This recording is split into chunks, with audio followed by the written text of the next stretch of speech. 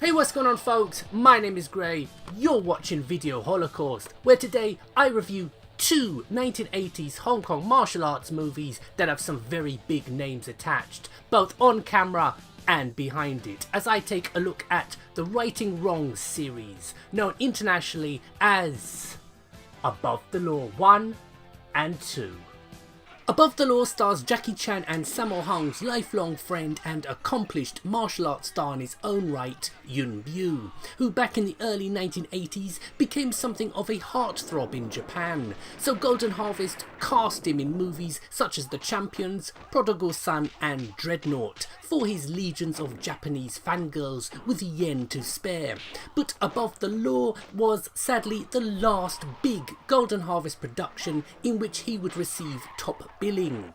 A lot of rumours were doing the rounds as to why this was, such as sticking with Sammo Hung as Sammo's relationship with the studio was starting to break down, to the fact that when Sammo was asked why the three dragons have never reunited in anything meaningful since 1989's Dragons Forever, Sammo said that Yuen preferred being on the golf course to the movie set.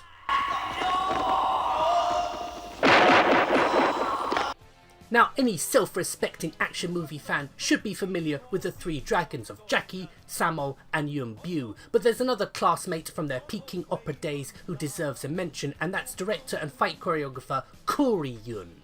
Now, even if the name doesn't ring any bells with you, chances are you have seen some of his movies, as he has directed Hollywood fare such as The Transporter with Jason Statham.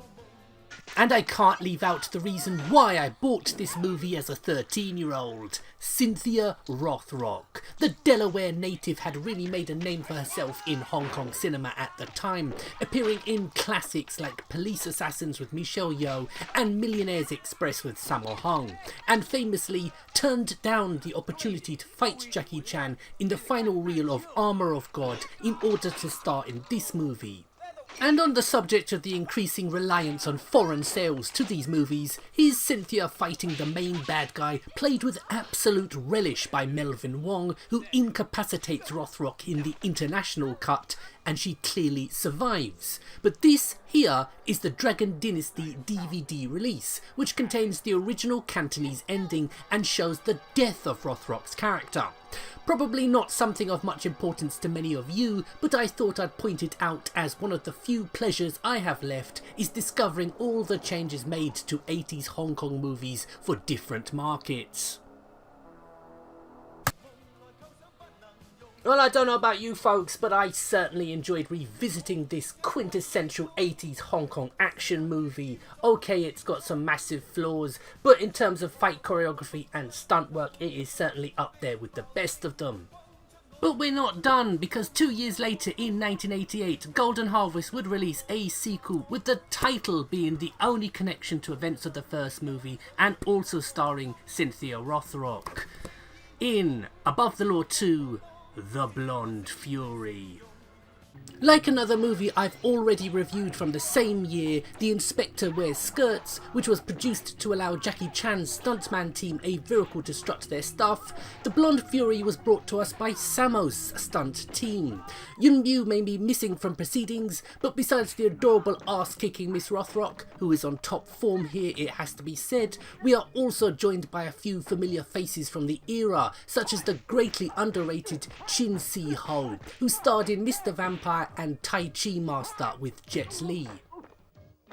And this movie would introduce my young self to a kickboxing champion and someone who would play the villain to any Hong Kong movie star worth their salt, and one of my all-time favourite bad guys, Billy Chow, who gets an opportunity to fight both leads in a film Cynthia Rothrock has in the past described as her best film for on-screen fighting, and this movie is packed with some terrific fight scenes if I do say so myself. But I've seen the same quote used for other movies as well, like Cynthia's final Chinese language movie City Cops.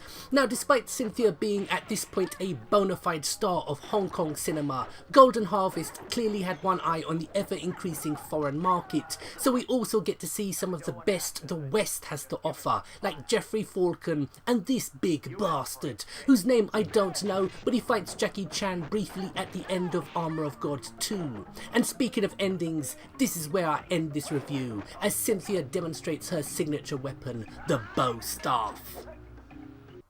If you're looking for a great movie, then Above the Law 2, The Blonde Fury probably isn't for you. But if it's martial arts action at its finest that interests you, then this is simply a must-see movie. In fact, they both are. Whether you know them as Above the Law 1 and 2, Righting Wrongs 1 or 2, The Blonde Fury is sometimes known as Lady Reporter in some regions.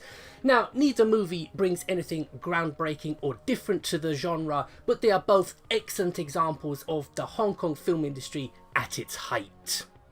So, my name's Gray, this has been Video Holocaust. I'd like to thank you very much for watching. I'll have a lot more videos coming your way very soon, so please check them out and like, share, comment and subscribe. So once again, thank you for watching and goodbye.